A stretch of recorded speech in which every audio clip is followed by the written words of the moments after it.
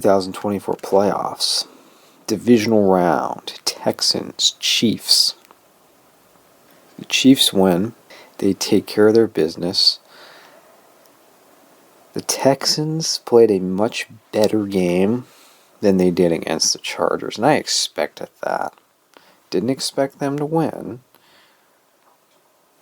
but a much better performance, but it was not good enough against the defending champions. Patrick Mahomes did not have a spectacular game. I think there was a little rust for the Chiefs, but it was overall a clean game, and the Chiefs avoided the mistakes. They didn't hurt themselves. For the Texans, they had missed opportunities early. I mean, they could have taken advantage of the Chiefs early, and they didn't. And the Chiefs were beatable today. The Chiefs did not impress me. They did enough to win. But the Texans have to feel like they could have made this very close. I don't know about winning, but they could have made this very close today. And C.J. Stroud played a good game. He was not the problem with the Texans.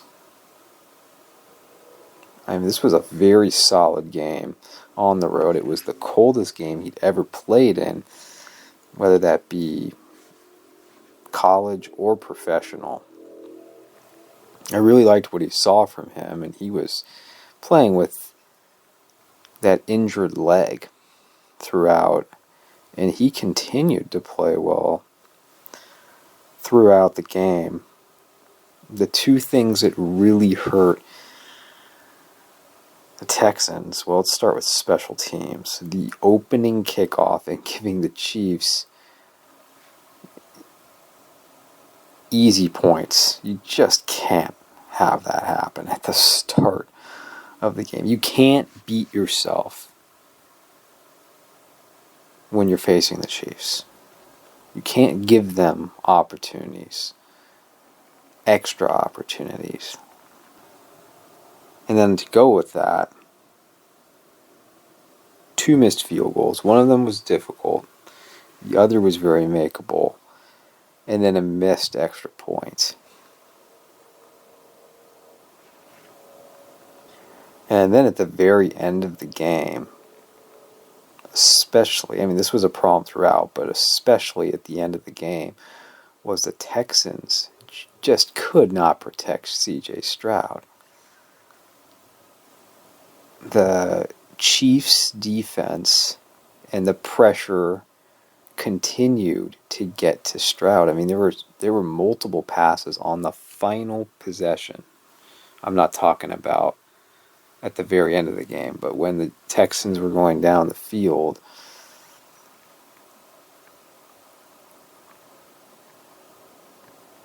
there was just no time for him to pass. I mean, you had really bad blown assignments. There were blitzers just having a free run on Stroud and hitting him immediately. Karlaftis had a monster game. He had 3 sacks, and too many times, when you know he's the best edge rusher they have. I mean, Chris Jones is the best defensive lineman. He's the best defender on the entire Chiefs, but Karlaftis is the best edge rusher. And I remember one of his sacks, it was a tight end and running back. It wasn't even an offensive lineman blocking him. I mean, how can that happen? They couldn't protect their quarterback, the Texans. And I feel the defense played well enough.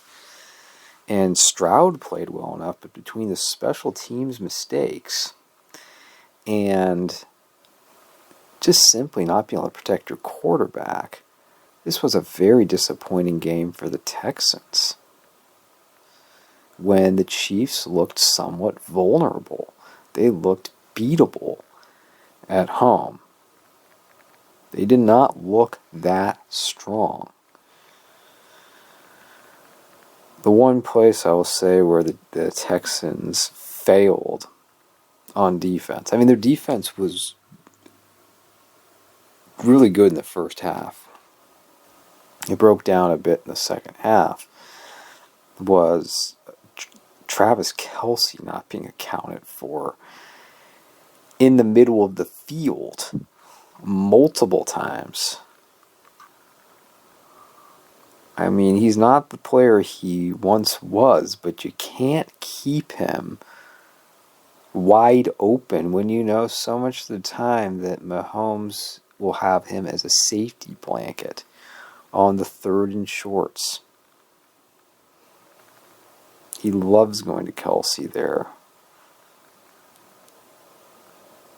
And these were big plays, though. He had multiple big plays. I mean, he had over 100 yards receiving.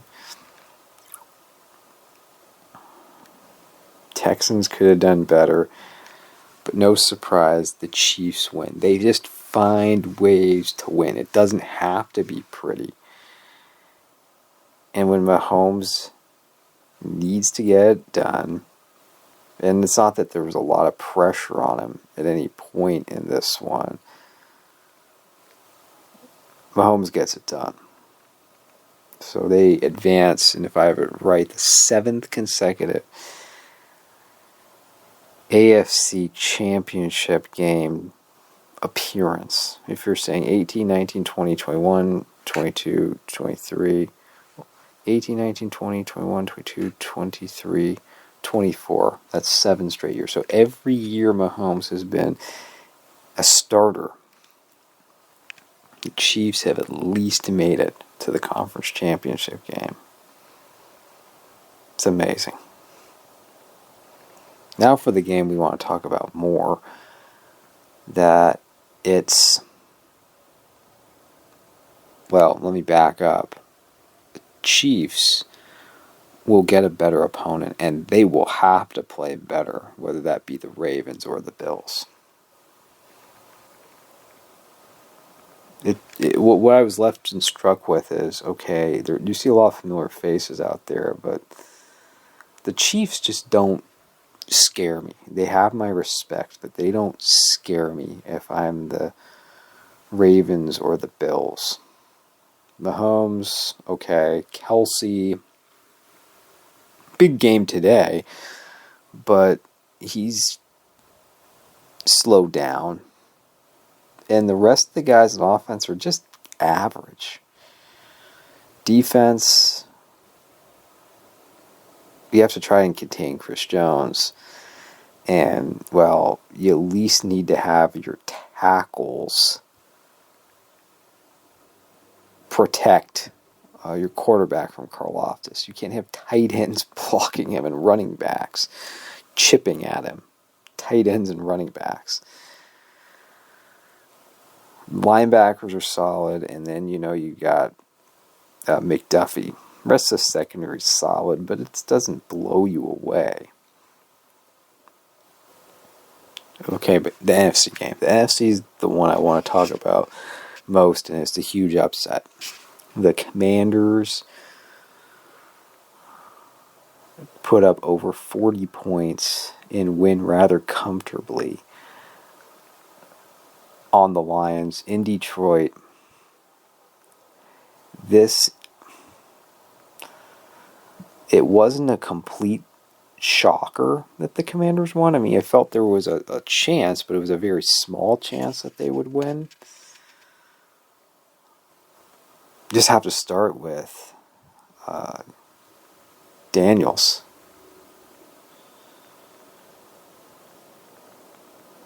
I mean, that was one of the coolest performances I've seen. I mean, you could say that about a veteran quarterback, but coming from a rookie quarterback, he was so poised, he was so calm throughout the game. And you talk about this about young players when they become more experienced, or especially for veterans, even champions, that the game has slowed down for players when they improve, or it's just slow for them. And we talk about that in the NBA as well, but in the NFL with quarterbacks, we talk about it. That under pressure, a quarterback stays calm, and while you would think there would be a lot of pressure and stress, he just played his game. And he didn't force things. He didn't turn the football over, Daniels. And it wasn't just being conservative.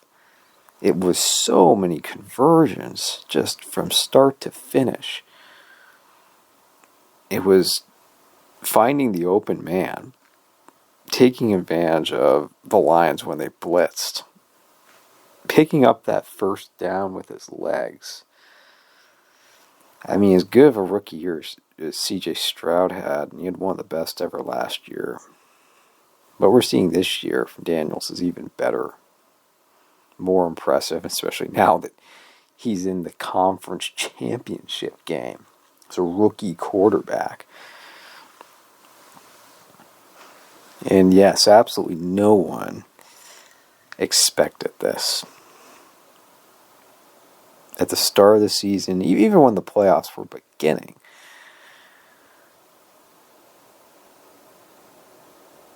congratulations to the Commanders. You say that they deserve to win. Offense, defense. It was a very complete game. With Cliff Kingsbury's offense and Dan Quinn's defense,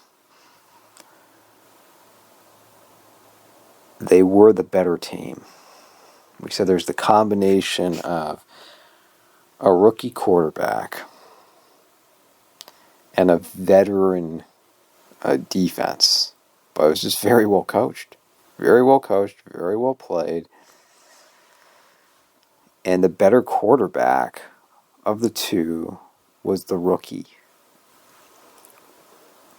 Now, this is just another great disappointment in the long history of the Detroit Lions, especially in the Super Bowl era. But this one, the Lions were the number 1 seed. Jared Goff is playing the best football of his career. They have the two-headed monster back at running back between Gibbs and Montgomery. They have arguably the best offensive line, well, best or second best offensive line in the NFL. Right up there with the Eagles. They've got St. Brown. They've got Laporta. They've got Williams. I mean, this is a loaded offense. They've got speed. They've got the creativity of Ben Johnson. That was on display several times. The trick plays, and even Tom Brady said, I've never seen that play before in my life. Oh, and I have to say, as far as announcers go, I really enjoyed having Buck and Aikman on for the day or afternoon game in Kansas City. More ABC games. And I don't love Joe Buck, but I've come to appreciate Joe Buck more over the years. And I like the fact that Troy Aikman doesn't feel he has to talk every 2 seconds. I mean, Brady and Romo, they talk too much. Okay? They do talk too much. But the Lions had a totally healthy offense. We're aware, as much as we've complimented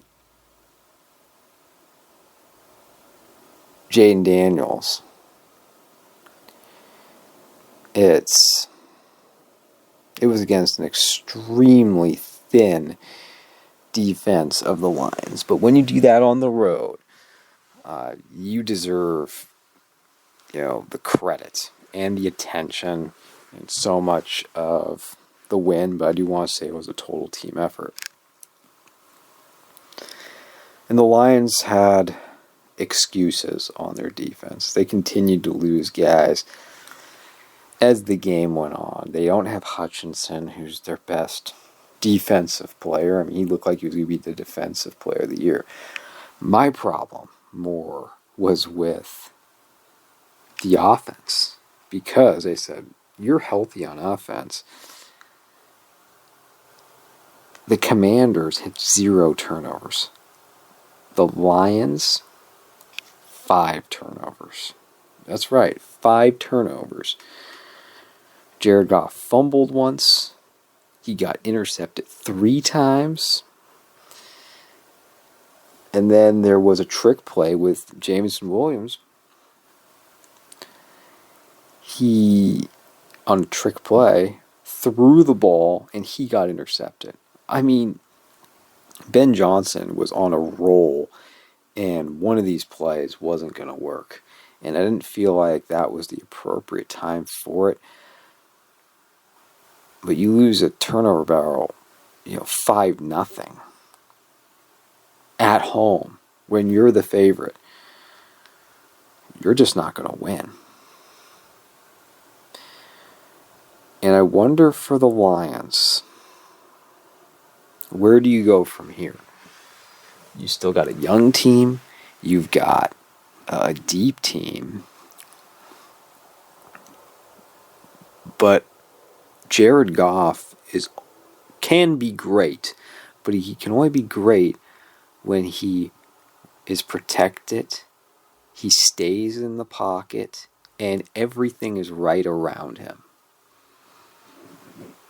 We've seen in big games and in playoff games, he struggled.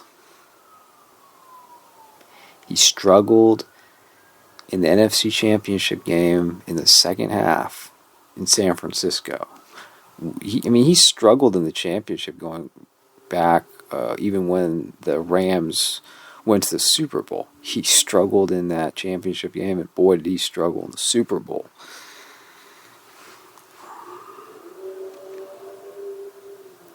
Jared Goff is a good quarterback, but he's not an elite quarterback. He's not on the level of that top tier of Mahomes, Allen, Lamar, Burrow. Those guys are the best of the best. And he was outshined by a rookie. I think the Lions, of course, will continue to go with Goff.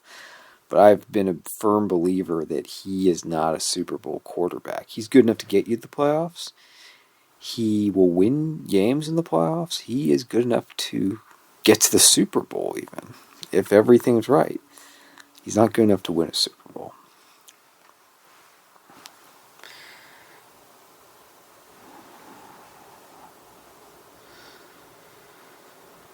And it's a real missed opportunity. I mean, the Lions should have been sick.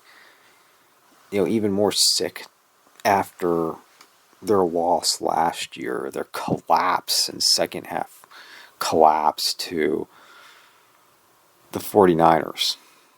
They completely controlled and dominated the first half, and the 49ers came all the way back on them. And then this year, they're the top seed, and that was very important for them to capture the top seed because they play so well at home. They're built to play indoors, and the Super Bowl was at the Superdome. Indoors, just what the Lions want. And it was set up for them. And they get the first round bye, they get the top seed, and then they get knocked out in round 2, in the divisional round. Now they're going to lose Ben Johnson, who's the genius of that offense. He's not coming back. Aaron Glenn might not even come back, but they're going to lose their offensive coordinator. brilliant offensive coordinator, and he's not going to be easily replaced. So they're going to be weaker on offense than this year. Yeah, they've had all these injuries on defense, but it just tells you, history will tell you, they didn't lose anyone big on offense. They're probably going to lose somebody during the season on offense. Yeah, you'd imagine they would be better defensively next year, even if they sustain injuries on offense. But man, oh man, I don't know if you're ever going to have it set up better than they did this year. And I feel the NFC was down, too. I mean, look how deep the NFC could be next year. Just within your division. The Packers, I don't know how good Jordan Love is going to be, but the Packers could potentially be better. The Vikings, most likely they take a step back, but they're not a pushover. And as much as a laughingstock the Bears are, the Bears should be a little better than they are this year. It's a hard division. And the NFC is just very tough as a whole. And, this year the 49ers and Cowboys were down because of injuries. I don't know how good they're going to be next year, but I would imagine they'll be better than they were this year and could be both back in the playoffs. Well, that's what we say about these teams. They had an opportunity last year, though they were on the road, and they blew it. And you can't just assume that even though you had a great regular season, a historic regular season, that you're going to get back to where you were the year before. It's not easy getting to the NFC Championship game. It has to be earned. And the Lions, with all their efforts and all their success this year, and having the home field, did not get as far as last year, and it was a failure of a year. They did not get as far. It's not automatic returning to the NFC Championship game. And I would love to hear what Lions fans think. This is very fresh, and maybe it's too soon to ask the question. But how much of the blame goes on the head coach?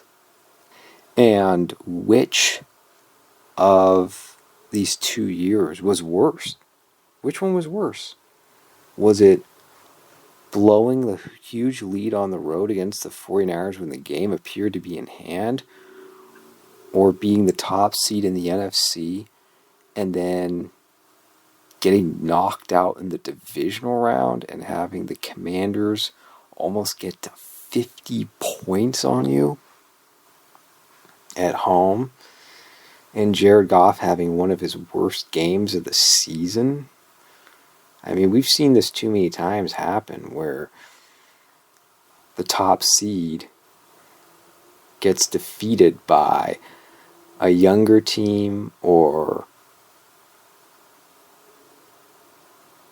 just a surprise team because they have confidence coming in with a big road win in the first round, and then you have the first or second seed who's rusty.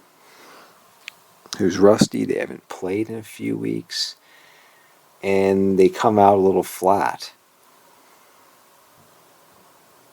I mean, it was important that the Lions get a big lead early, and they didn't. They got off to a slow start, and they allowed the Commanders to believe that they were in this game and that they could win this game, and they did it. Which was worse? Was it last year in the championship game against the 49ers, or is it this year having home field advantage through the NFC and not even making it to the championship game. Ooh. And you just watch the fans, the Lions fans in the crowd, and how could you not feel bad for them on some level? And then from a uniform standpoint, can you stop wearing the color on color now? I mean, it's so superstitious. They wore the white on white last year. They loved wearing that in the road. They lost in that, and they continued to wear that in the road all this year. Why? And then this year was all about the blue on blue and the color on color, the color rush look, and they decided to do the same thing they did last year in the playoffs. Well, we're going to wear blue on blue. Well, you lost on the blue on blue. Can we stop that? And can you wear the blue on the gray again?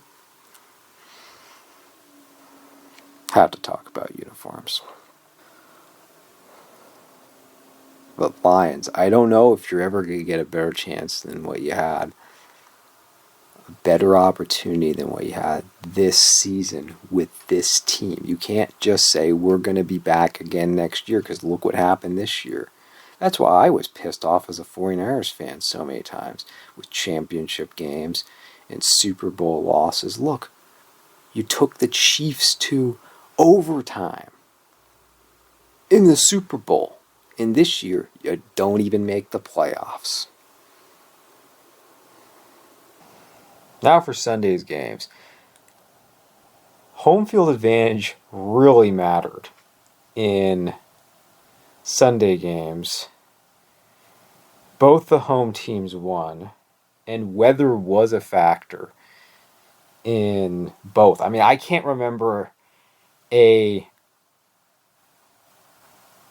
day just with two games, playoffs, that were this far in the playoffs with snow.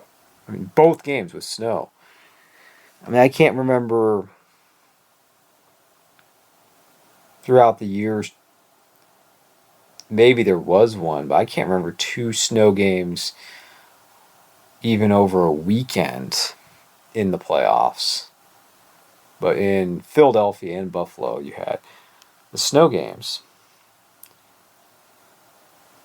Rams and Eagles. The Rams kept it close. This was a very evenly matched game. It was very competitive. The Rams did a lot of great things in Philadelphia. But the major difference I saw was that the Eagles had the big plays. And boy, did they have big plays. I mean, they had three huge runs. The Jalen Hurts run, to me, which was the most inexcusable by the Rams defense. And then the two Saquon Barkley runs. I mean, Saquon ended up with 205 yards rushing. Jalen Hurts ended up with 70 yards rushing. And run defense is so important. I watched this all year as a 49ers fan. That whether it was under Harbaugh or Kyle Shanahan, with the exception really of this year, a little bit last year, but they've always been very good against the run and shut down running teams. This year was totally different. They had terrible run defense.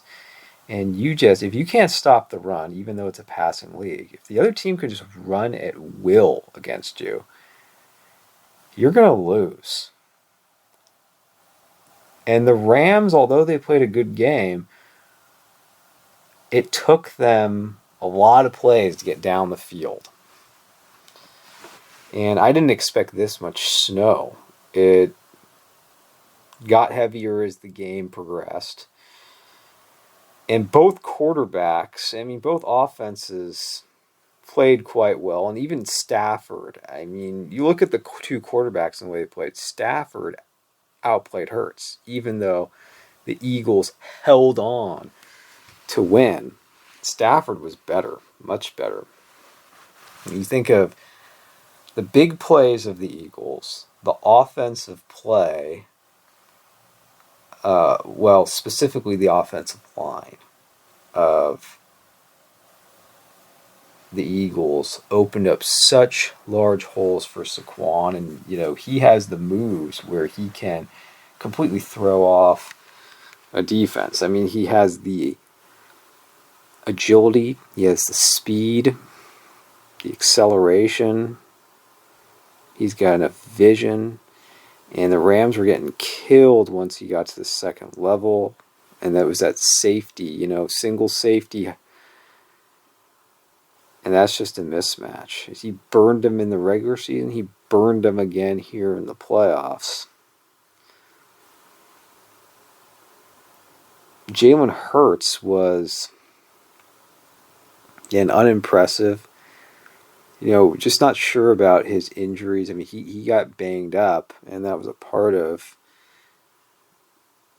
not being able to drive the football down the field. But I'd be very concerned going forward for the Eagles if Jalen Hurts is not able to play better, whether it's health related or not. I don't think you could possibly get to a Super Bowl next week. You could if you play a good all around game. What he did really well was, though, he ran the football, as I said, but he didn't turn it over. No interceptions for Jalen Hurts. He's avoided the big mistakes and, for the most part, played clean games. While the Rams, they were able to get to him. I mean, I believe it was 7 sacks they recorded. But they just got gashed for those 3 huge run plays. And when they absolutely had to stop the run, they couldn't. So congratulations to the Eagles for winning. But, again, home field advantage really mattered. It was huge having home field advantage for the Rams. If this was, or for the Eagles, for the Eagles having home field advantage.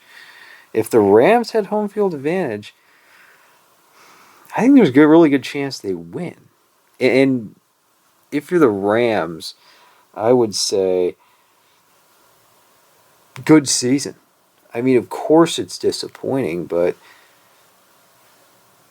man, you got your quarterback still, Stafford, and he's still got plenty left. He's in his mid-30s. You've got both your receivers.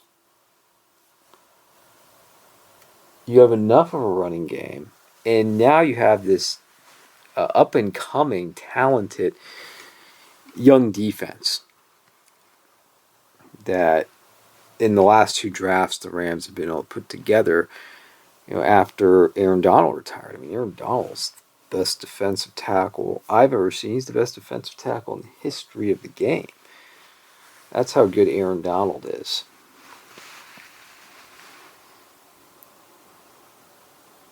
And when you have a coach like Sean McVay, the Rams have a good thing going.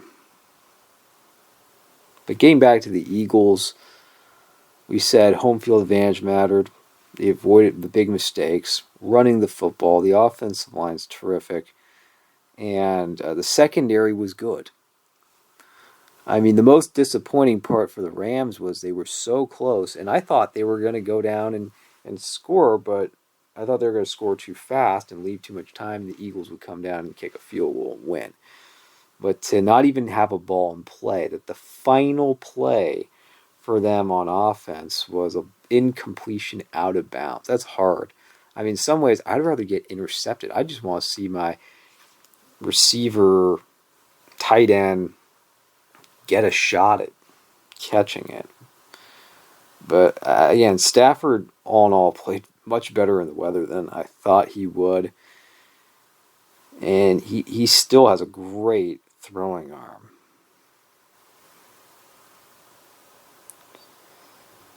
The Eagles are the best all-around team that's left. But I know what that's like as a 49ers fan.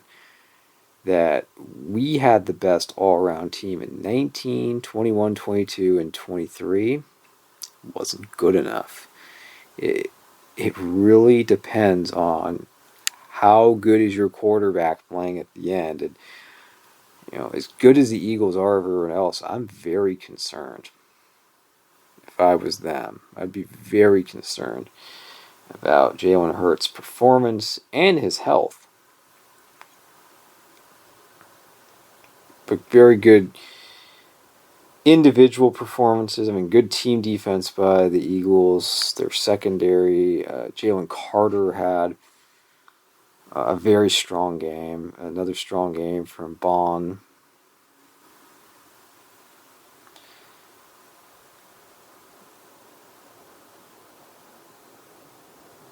And they advance. This is what they wanted. They don't have to deal with the Lions. They can stay home, and it's going to be against the Commanders.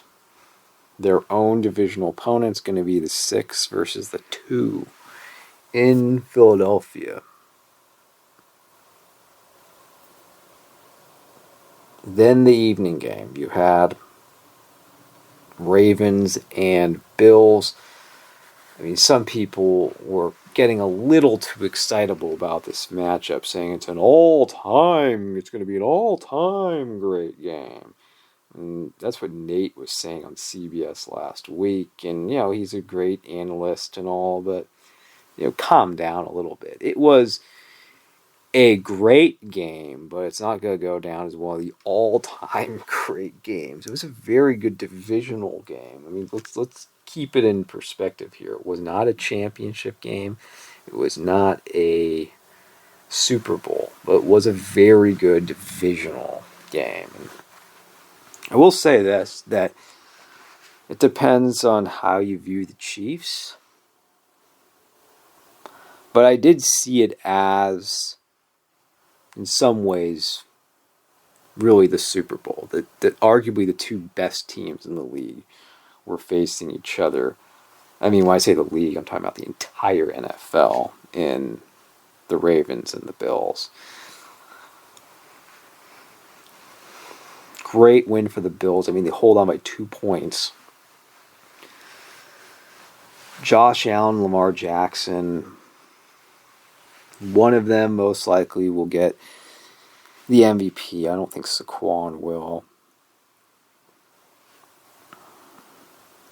Josh Allen had it was a very conservative game for him. Low passing totals, not much on the ground running either. But he did not turn the football over. I mean, we keep saying this in nearly every matchup that we're talking about and reviewing, is protecting the football. So much of the NFL scoring, but all the mistakes are magnified in the playoffs. And when you have a 2-point game, and I mean, the Rams had their chances early, especially before the weather got bad, and the Ravens had their chances. It didn't get as thick. It wasn't as heavy with the snow in Buffalo as it was in Philadelphia, which I'm glad did not really alter the game, didn't make the game unplayable.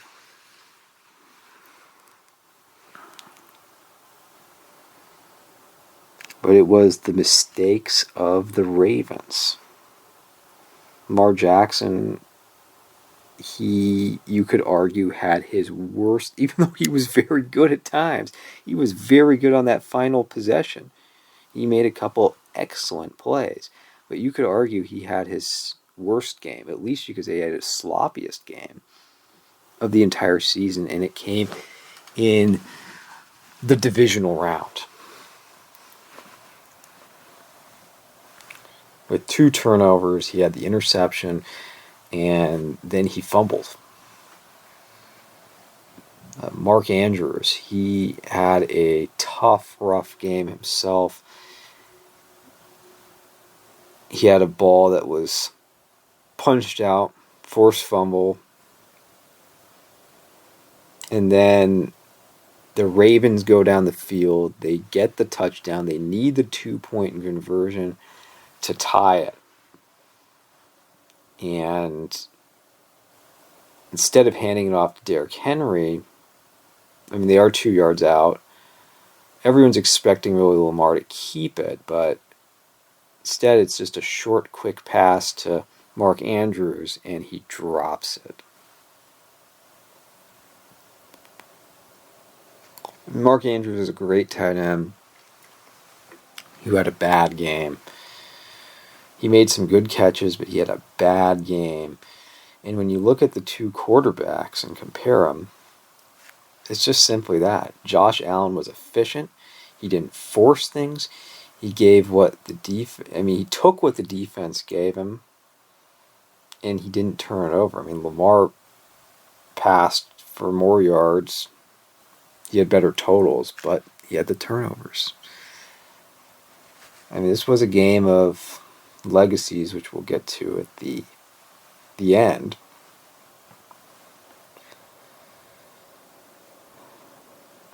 And what surprised me is, that the Ravens got away from the run game a little bit because they had great success in the third quarter, but the problem was they were behind.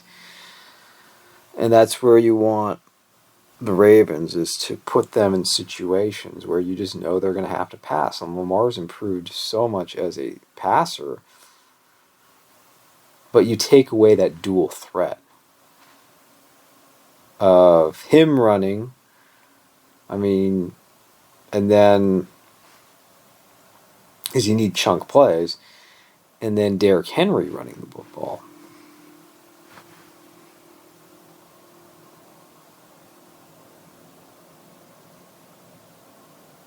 Neither defense was great, but both defenses made some stands.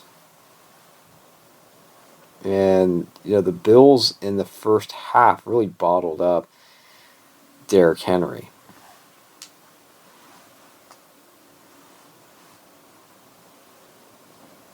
And the Ravens did not, give up really much in terms of big plays to the Bills defense. Running the ball, passing the ball. They kept Josh Allen in check. But when you have 3 turnovers on offense, and you have the drop at the end, the Ravens defense played better than the Ravens offense. And the Bills defense, they made more plays. I still have some questions about them, but it was a huge win. This is what the Bills wanted, and it was sad to see both of these teams not make it to the championship game. With all due respect to the Chiefs, you knew there was going to be a great team that was going to be eliminated in the divisional round. And the truth is, the AFC this season was much better than the NFC when you have the Chiefs, the Bills, and the Ravens. There is the top 3 seeds. And you had to really appreciate the mutual respect between Josh Allen and Lamar Jackson. These are, as long as they continue on a path of success, Super Bowl or not, these two are future Hall of Fame quarterbacks. Lamar's the greatest running quarterback of all time. Josh Allen's one of the great dual threats himself. We talk about legacies. Let me start off with Lamar. That he was an All-Pro again this year. He could win a 3rd MVP. And if he won a 3rd MVP, regular season MVP, he is in a very, very select group in the history of the NFL.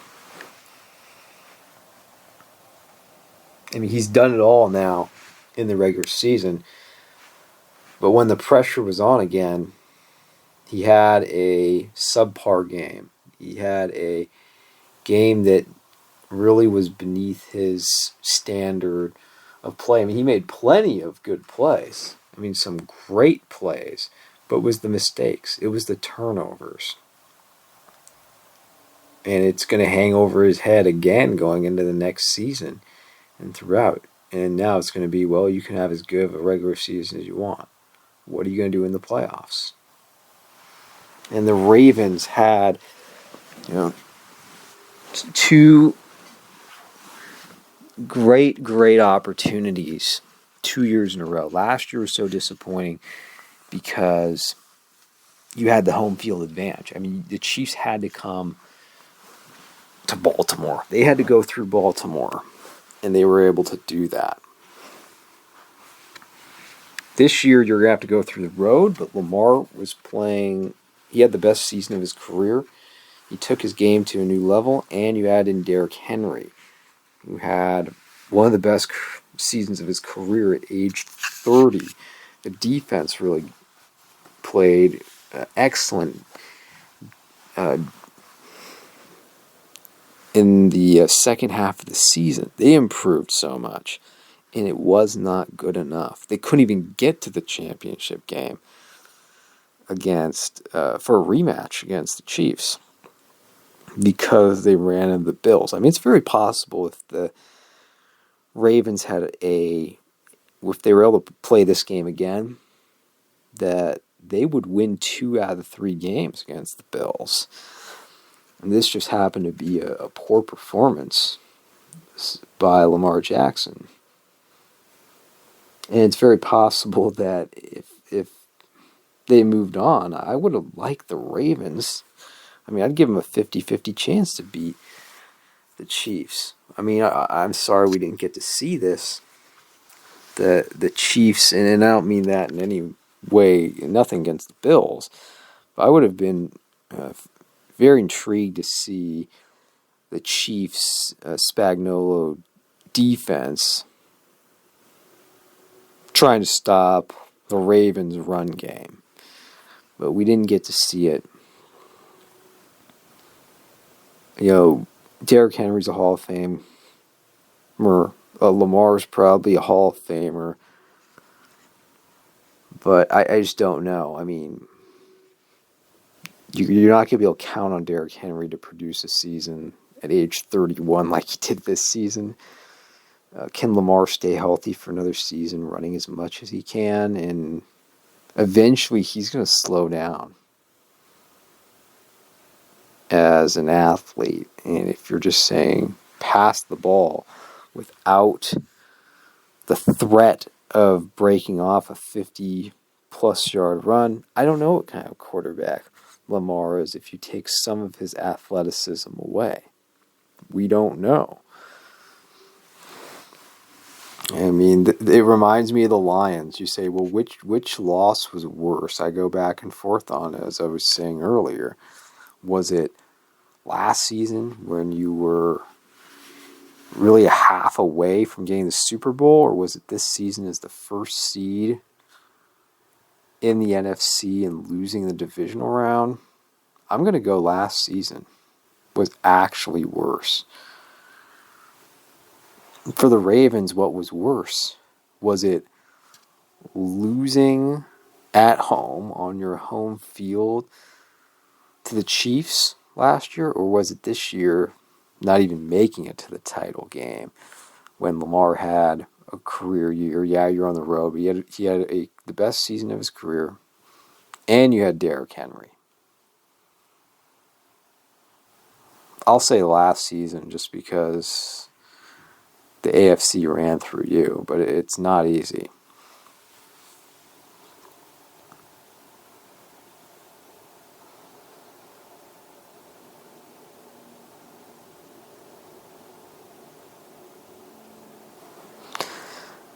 But now let's focus on the Bills. Congratulations to them. I mean, Josh Allen, in many ways, had a Patrick Mahomes type performance, recent Patrick Mahomes type performance, where he didn't put up big numbers, but he played a clean game, and he wasn't trying to be a hero.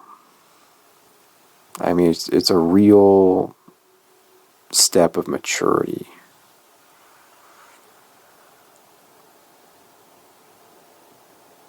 You had a good running game. You had enough from your receivers. And the defense made plays.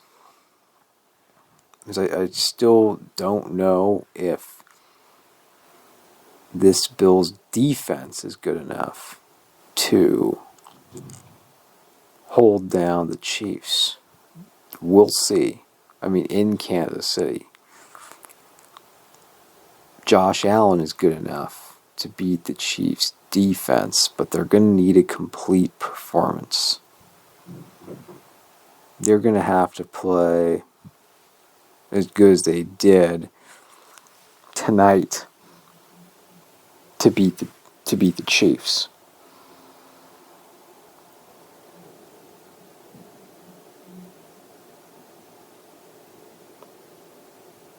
It's going to be a great rematch. And two very different conference title games. It was a great day for the Bills, but you gotta get through Kansas City to just get to the Super Bowl. And I will say right now, Josh Allen's playing better than Patrick Mahomes. And the Chiefs don't strike fear. I mean, we have the greatest respect for the Chiefs. They're just not striking fear in opponents right now.